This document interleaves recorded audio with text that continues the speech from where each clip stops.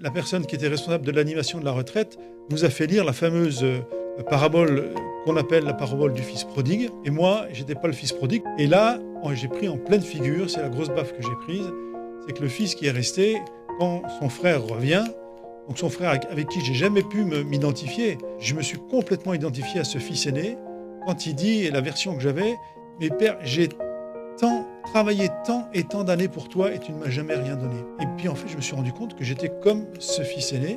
Je travaillais beaucoup, je bossais beaucoup. Puis je me plaignais parce que j'avais rien reçu de mon père.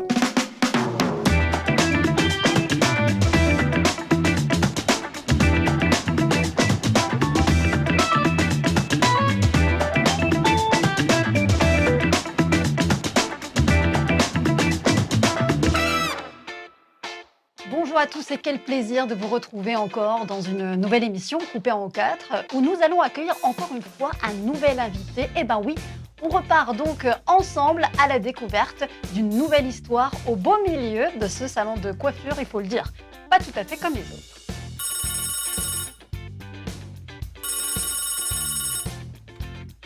Coiffure coupée en 4, bonjour. Oui, c'est pour une coupe homme, parfait. C'est à quel nom? Clément. Clément Diedrich. Ok. Eh bien Clément, je vous attends. À tout de suite.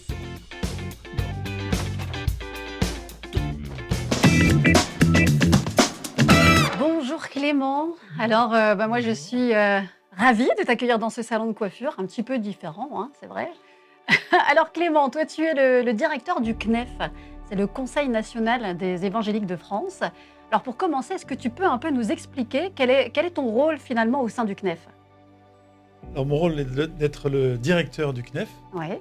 C'est-à-dire que le CNEF, c'est une entité où il y a un conseil d'administration avec des représentants des unions d'églises ou des œuvres évangéliques qui donnent la politique du CNEF. Et le directeur, il est chargé de les écouter et puis ensuite de mettre en œuvre, en action, ce qu'ils ont décidé avec l'équipe que j'ai avec moi.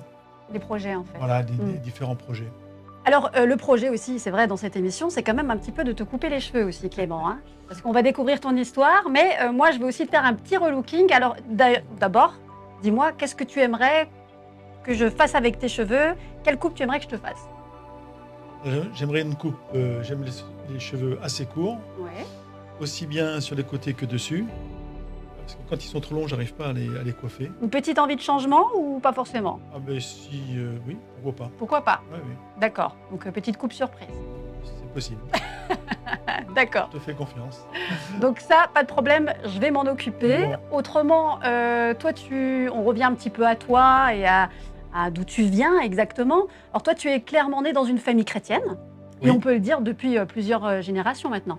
Oui, j'ai essayé de voir, mais du côté de mes deux parents, je pense qu'on peut arriver facilement à 4 générations de chrétiens de part et d'autre. Donc voilà, Tu as baigné dedans. j'ai baigné dedans depuis tout petit, oui. Mhm. Voilà. Donc toi, en fait, tu as ce sentiment de connaître Dieu depuis tout jeune? De le connaître, plutôt le sentiment que le message du Christ est un message cohérent et de plein de bonté, et que j'ai jamais trouvé autre chose de mieux que ce message-là. Mhm. J'ai fait justement la découverte que ce Dieu que je croyais connaître, je ne le connaissais pas vraiment. Voilà. Mais quand même, pour toi, Clément, ce qui finalement a le plus de sens, hein, après tout ça, sur cette terre, c'est avant tout de servir Dieu, mais c'est pas né comme ça assez naturellement. Mais par quelle passion, par quel processus, tout ça, ça s'est fait? Eh bien, c'est ce qu'on va découvrir. Tiens, dans la partie coupe de cette émission coupée en 4. Cette émission coupée en 4 continue avec notre invité Clément Diedrich, directeur du CNEF. Alors Clément, toi tu dis avoir une connaissance de Dieu en prenant ton biberon, hein? Mais Oui. moi la question que je me pose, et peut-être que d'autres personnes se posent, c'est comment la foi de tes parents est devenue une évidence pour toi? Alors clairement, c'est à travers les lectures bibliques que nous faisions en famille, matin et soir, que justement le message du Christ a été pour moi un message tout à fait intéressant, que ce soit dans le Nouveau Testament ou l'Ancien Testament. C'est vraiment beaucoup plus par la parole de Dieu que j'ai découverte que par peut-être le témoignage lui-même de mes parents en tant que tel. C'est pas Le côté voilà. historique, finalement, étant enfant, tu as vécu ça un peu comme quand on te raconte une histoire, comme on peut raconter une histoire à des enfants? Ou est-ce que c'est vraiment une vérité qui s'est inscrite tout de suite dans ton cœur, au fur et à mesure qu'on te racontait ces histoires de Jésus, de la Bible? Oui, je l'ai tout de suite pris de manière assez, approfondie, oui, comme les histoires m'intéressaient bien évidemment, mais j'ai cherché le fond tout de suite et ce que ça pouvait donner comme sens à la vie. Mmh. Donc oui, c'est vraiment cette pertinence de ce que j'ai découvert dans la Bible qui m'a intéressé.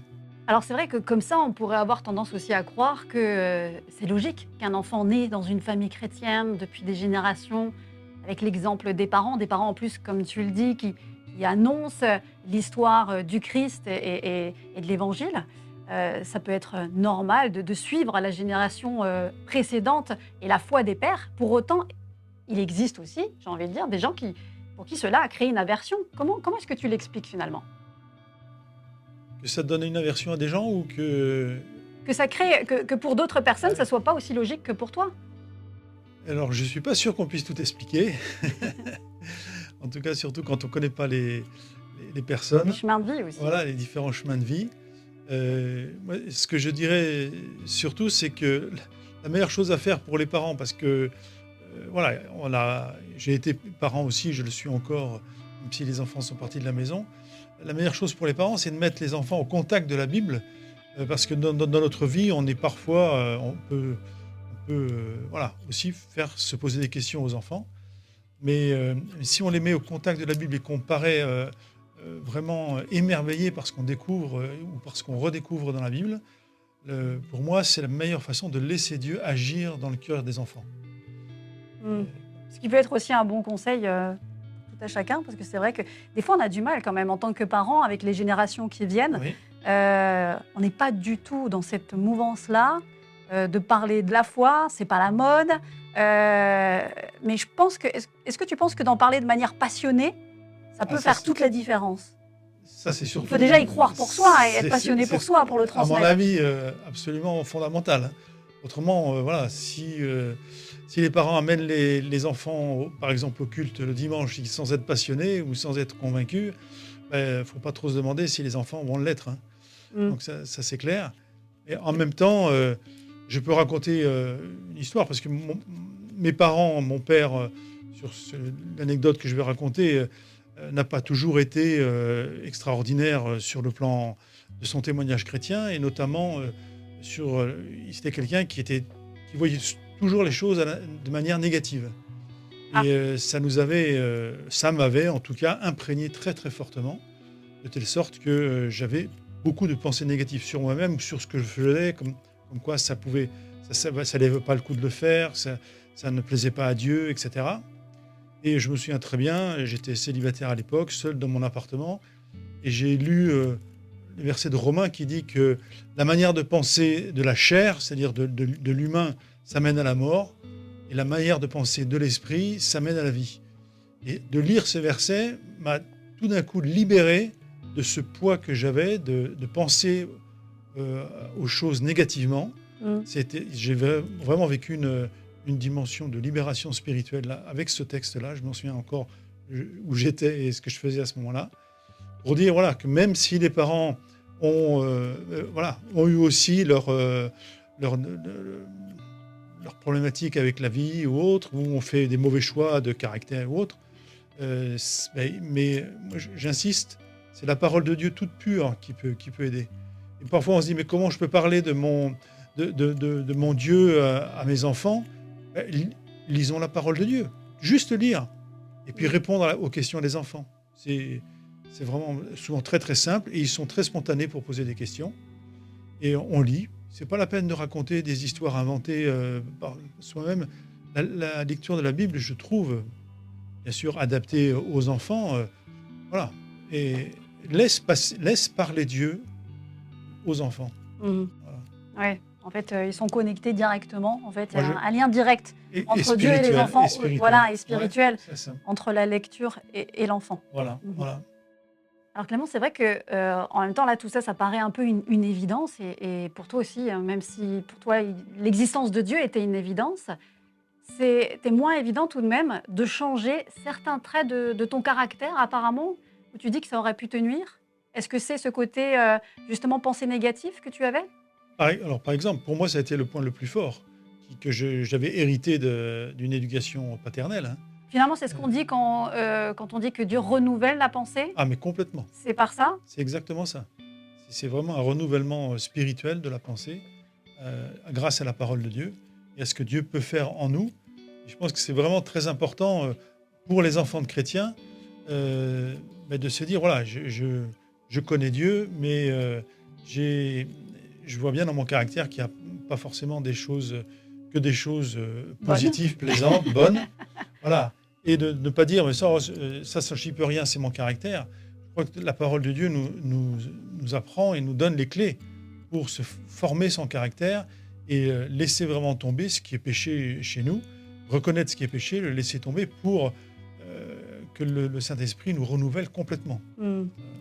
Mais du coup, alors, pour toi, le renouvellement de la pensée, est-ce que ça s'est fait d'un coup d'un seul, un matin, quand tu as lu ça, ce verset, ou est-ce que ça a été vraiment progressif? Alors, ça a été totalement progressif et ça l'est encore. Ah, donc c'est encore en chemin. Voilà, D'accord, ok. c'est ça. Donc c'est vraiment un travail de tous les jours, Voilà. de se laisser tout le temps renouveler C'est ça. dans la pensée, de par ses pensées négatives et de switcher un peu, hein. Alors, tout à fait, mais sur plein d'autres choses.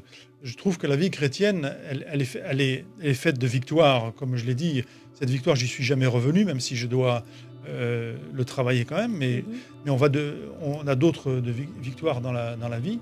Mais il me semble que la vie chrétienne, c'est pas juste comme parfois chez les évangéliques, on le caricature. Je me suis converti, un jour c'était noir, le lendemain c'était blanc. Et puis, point barre, rien n'a changé depuis, quoi. Donc c'est un vrai cheminement. Voilà. Et pour moi, la vie chrétienne, c'est un vrai cheminement. Et j'avoue que, il y a un moment de ma vie chrétienne où, parce que quand vous croyez connaître Dieu, mais que ça n'a jamais été noir et blanc, j'ai toujours cru que Dieu existait. Je ne sais pas, comme d'autres personnes qui ne connaissaient absolument pas Dieu et qui le découvrent, et donc c'est complètement nouveau pour eux ou pour elles. Et je me disais, mais en fait, il y a des moments, est-ce que je connais vraiment Dieu ? On me parle d'un Dieu d'amour, mais je sens pas tellement. On m'a appris à louer Dieu tous les dimanches, je le fais, mais voilà, c'est quelque chose qui est tellement progressif, tellement incarné dans ma culture. Et je me disais, est-ce que je connais vraiment Dieu ? J'ai eu des passages comme ça, il n'y a pas forcément, j'ai 60 ans, ça fait pas 40 ans. Et c'est vrai que ça, c'était d'ailleurs un de tes plus grands défis, d'apprendre à connaître Dieu. Ouais. Mais ça, c'est le sujet qu'on va aborder justement dans la partie coiffage de cette émission Coupée en 4. Et l'aventure Coupée en 4 continue avec toi, Clément, directeur du CNEF, le Conseil national des évangéliques de France, un conseil qui souhaite avant tout faire connaître Dieu. Et comme il faut savoir de qui on parle pour en parler dans cette société, toi, tu relèves aussi un défi dans ta vie, c'est celui de connaître Dieu pour pouvoir le faire connaître. Et là, c'est ton premier défi, grand défi en tout cas. C'est ça. De le connaître personnellement en tout cas. Surtout quand on n'a pas eu une grande découverte de lui un jour qui a tout changé dans sa vie et que ça peut être quelque chose de presque superficiel de temps en temps. Hein. Et là, quand une fois je me posais la question, est-ce que je connais vraiment Dieu ? Oui. Déjà, comment est arrivée cette question ? Parce que tu as eu l'impression de te dire qu'en fait, tu ne le connaissais pas tant que ça ? Oui, il y a une telle pression dans l'environnement mettant en cause même l'existence de Dieu. J'ai jamais vécu de choses, même si j'ai vécu des paroles de Dieu parfois, on arrive toujours à se dire, mais est-ce que tout ce que j'entends, je le vis vraiment ? Et une forme de culpabilité, de ne pas forcément être, même de penser d'incrédulité, quoi. Oui, d'accord. Et donc, pour connaître Dieu... c'est en fait une parole d'un père de l'Église qui m'a beaucoup, beaucoup aidé. C'est Grigore de Nice, donc c'est je pense dans le 4e ou 5e siècle, qui a dit que la vie spirituelle, c'est aller de commencement en commencement par des commencements qui n'ont pas de fin.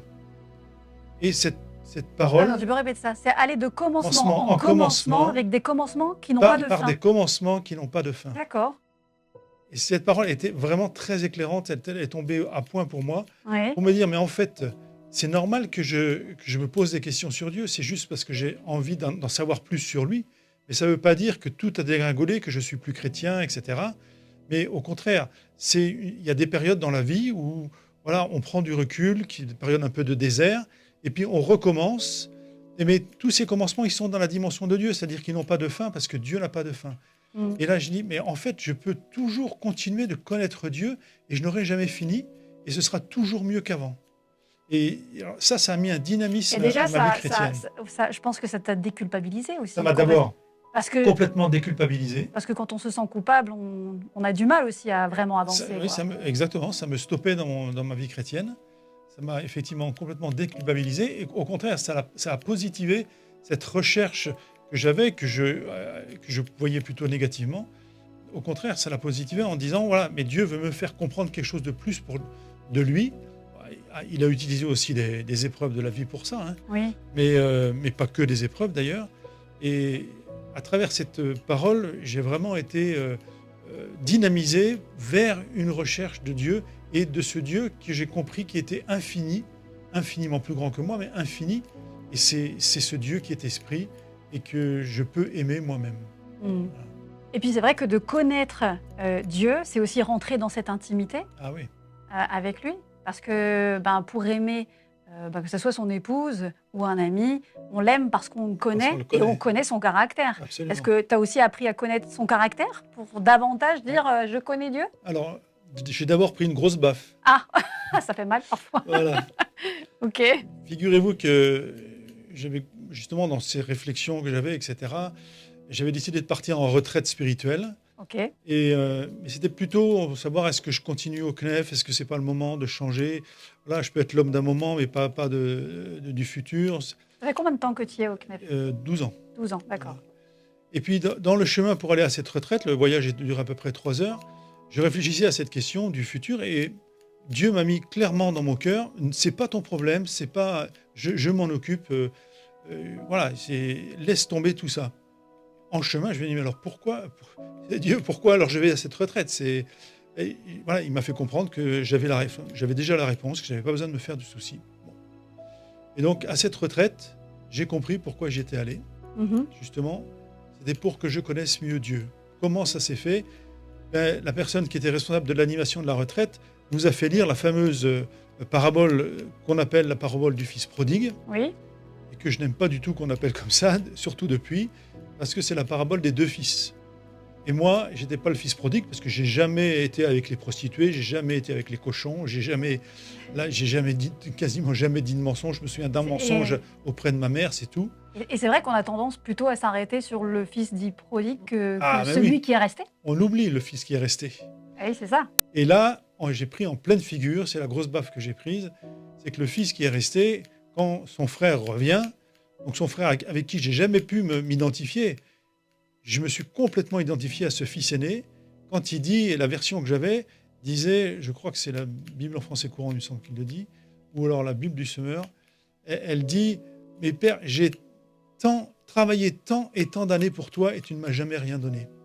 Et c'est ce travailler tant et tant d'années pour toi qui m'a marqué. Tu faisais écho chez toi? Ah oui, parce que je suis plutôt du style à trop travailler. Ouais. Et j'ai vraiment voué ma vie au Seigneur.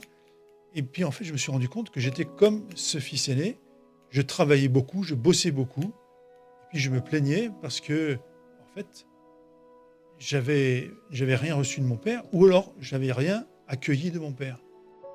Et je ne connaissais pas ce père aimant qui aurait voulu tout donner, qui dit à son fils, mais mon fils, tout ce que j'ai, c'est pour toi, il fallait juste prendre, on est toujours ensemble. Alors ça m'a vraiment poussé, d'abord donner une baffe, et j'ai dit merci Seigneur, voilà, ça m'a poussé à profiter de ce père que j'avais, quoi. Et donc à grandir surtout, pour moi, c'est surtout dans la lecture de la Bible que je grandis, où Dieu se révèle de plus en plus, en lisant des textes que j'avais lus depuis donc mon enfance. Hein. Et là, il y a encore ce matin, ça m'est arrivé, un verset qui prend une coloration particulière, qui me montre qui est Dieu. Vraiment, voilà, je suis vraiment enthousiasmé par cette vie que je vis beaucoup plus maintenant, dans cette plus grande liberté. Et puis en plus, je sais que ce ne sera jamais fini. C'est incroyable qu'il y a des bonnes choses qui ne seront jamais finies. On ne peut pas quand même demander mieux sur cette terre, franchement. Bah, il y a aussi Voilà. une citation qui dit que c'est bien triste de se dire qu'on n'a plus rien à apprendre. Ah bah oui. Je pense que ça serait la même chose avec Dieu. Et voilà. Et si on se dit la même chose avec Dieu, alors qu'il est infini, Ouais. Non, voilà. mais c'est ça qui est enthousiasmant, c'est vrai, de se Ah dire bah qu'on n'a oui. jamais fini d'apprendre, d'évoluer, puis de sanctifier nos vies, et puis voilà. Exactement. Euh, Et de découvrir cette grandeur de Dieu, quoi. oui, Et c'est ça qui nous fait, comme tu disais, aimer, mais c'est ça qui nous fait aussi évoluer, nous sanctifier, parce que c'est parce qu'on s'approche de Dieu qu'on fait des choix dans nos vies. Ça paraît ensuite, mais complètement ça devient des convictions après. des convictions, et voilà, ça devient complètement évident, il faut Oui. faire certaines choses, faire certains choix. Alors c'est vrai que de connaître Dieu, ça a été ce fameux processus, et je trouve qu'il est merveilleux, et c'est vrai, c'est très très intéressant, la petite anecdote du fils prodige. Alors, Non, du fils aîné. Oui, du fils aîné pour le coup. Mais oui, on l'a pris dans l'autre sens, Voilà. mais je suis tout à fait d'accord avec toi. On ne voit pas assez finalement le fils C'est aîné ça. qui a resté, qui a attendu et qui trouve que c'est injuste. Voilà, et qui a Alors, bossé, qui a bossé, qui a bossé. Voilà, et qui a bossé, qui a bossé. En tout cas, connaître Dieu, c'est vrai que c'est une merveilleuse chose et je trouve ça magnifique comment tu l'as vécu. Et pour le coup, connaître aussi ses plans et ses projets de vie. Pour nous, Oui. ça, c'est encore autre chose. C'est ça. Mais ça aussi, c'est le sujet que nous allons aborder dans la partie finition de cette émission coupée en 4. Et alors, on poursuit, on finalise notre coupe de cheveux, Clément, mais aussi ton témoignage. Alors, tu n'as pas toujours travaillé dans le domaine chrétien, hein, mais toi, aujourd'hui, tu ressens que ton appel est de mettre toutes tes compétences que tu as acquises professionnellement pour faire avancer les choses là où Dieu t'a placé aujourd'hui, et notamment au CNEF.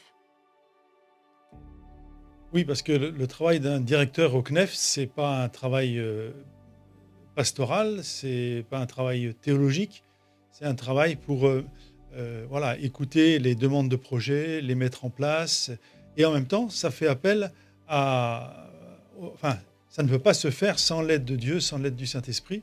Et donc, voilà, c'est à la fois des compétences, j'allais dire, techniques ou organisationnelles, mais aussi mises en œuvre avec l'aide de Dieu qui sont nécessaires.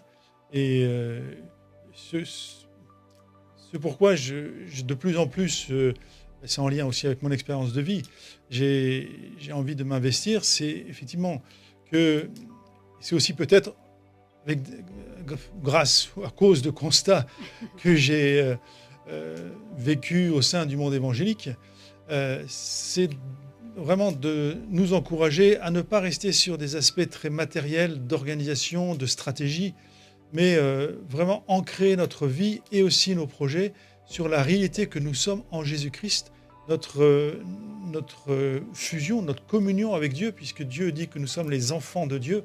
On a la même nature que lui. L'apôtre Jean dit, voilà, vous êtes de Dieu, comme si on était sortis de Dieu. C'est cette identité, tout comme pour les églises, elles sont un corps spirituel. On n'est pas juste une organisation. Et je pense que de nous rapprocher collectivement de ce que nous sommes en Jésus-Christ, dans cette grande dimension de Dieu, puisque Jésus-Christ nous a fait connaître ce grand Dieu, c'est vraiment ce que je ressens. A contrario, voilà, ou à l'opposé de certaines peut-être pratiques très superficielles que je trouve parfois dans les églises évangéliques, où voilà, on ne va pas s'enraciner. Oui, parce que toi, ce que tu aimerais, c'est que justement, on s'enracine en Jésus-Christ Ah, mais c'est et sûr. pas en une espèce de superficielle culture évangélique, en fait. Mais tu résumes exactement ce que je veux dire. Absolument. Et pour toi, comment on fait focus davantage? Parce qu'on peut très vite se plonger dans l'autre, dans la culture évangélique, Oui. plus que dans rester attaché au cœur du Christ. Comment est-ce qu'on garde le cap? pour moi, la manière essentielle, c'est de cultiver et de soigner vraiment sa relation avec Dieu, de On en cultiver. revient à l'intimité, Et on en revient à de la l'intimité. proximité avec Dieu. Absolument. Il n'y a pas de secret. Des temps de silence et juste de communion, de prière seule, en tête-à-tête avec Dieu, pas forcément longs, mais ils peuvent être longs aussi. Voilà, c'est là que Dieu se révèle. Il ne va pas se révéler s'il y a toujours du bruit autour de nous et de l'occupation. Et ça, c'est la clé, ça paraît tout bête, mais quand on découvre ce tête-à-tête avec Dieu, on ne peut plus s'en sortir. On ne peut plus s'en passer. On veut plus. On veut plus s'en passer. D'accord. Voilà, c'est ça. Et c'est vrai, on voit là un vrai leitmotiv, sortir de la religion finalement, pour vivre une vraie relation avec Dieu. Un pro-projet qui, je suis sûre, parle d'ailleurs à de nombreuses personnes qui nous regardent. Et d'ailleurs, nous allons à présent aller en direction aussi du miroir. Alors pour non seulement que tu puisses voir à quoi tu ressembles, Oui. te découvrir. Ça m'intéresse, je suis curieux. Il y a un sacré changement d'ailleurs. Mais on va aussi découvrir ton précieux conseil avec un dernier regard dans le miroir. Et nous voici à la toute dernière partie de cette émission coupée en 4. C'est la partie découverte pour un dernier regard dans le miroir. Alors, ça y est Clément, il y a un vrai avant-après. Est-ce que tu es prêt à te découvrir? Oui, je suis surtout très curieux. Allez, on y va. D'accord.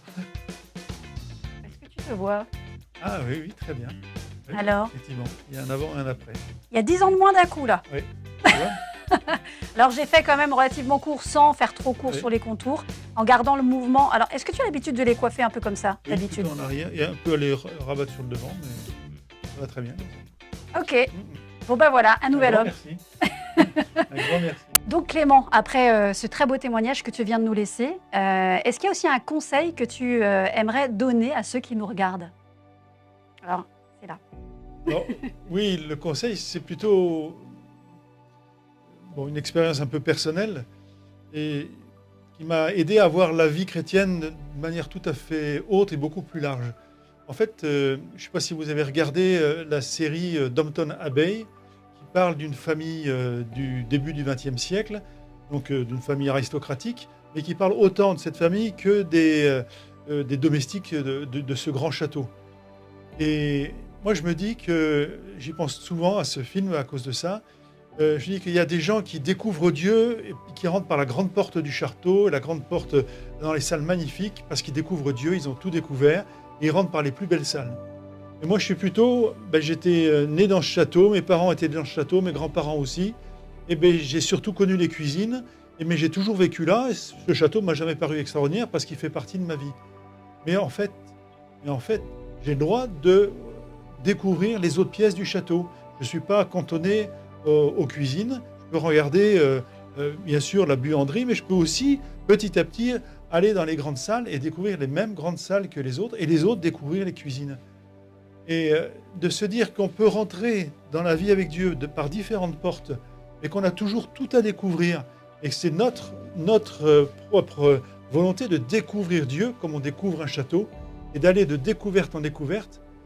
Moi, ça m'a beaucoup aidé dans ma vie chrétienne en tant qu'enfant de chrétien, pour dire, voilà, c'est un parcours de découverte merveilleuse, et ça m'a aidé à voir la vie autrement. Donc, je vous transmets cette image.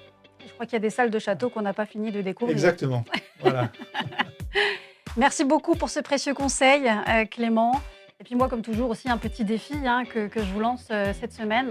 C'est peut-être, comme le disait Clément, de passer du temps aussi dans la parole de Dieu. Moi, je crois que la meilleure façon de connaître aussi le caractère de Dieu, c'est de savoir comment il agit, comment il a agi et comment Jésus a parlé aussi à ses disciples. Passer peut-être juste 5 minutes, 10 minutes de plus que d'habitude pour en connaître davantage. C'est le défi que je vous lance cette semaine. En tout cas, merci encore beaucoup Clément. Merci à toi, Jeanne. Merci beaucoup pour cette très belle coupe. C'était un plaisir. Merci pour ce beau témoignage qui nous encourage. Si par ailleurs, ce témoignage vous a parlé, vous a encouragé, n'hésitez pas à nous laisser vos commentaires, bien sûr, sous la vidéo. Et je vous retrouve bien sûr la semaine prochaine pour une nouvelle émission, mais aussi un nouvel invité. À bientôt.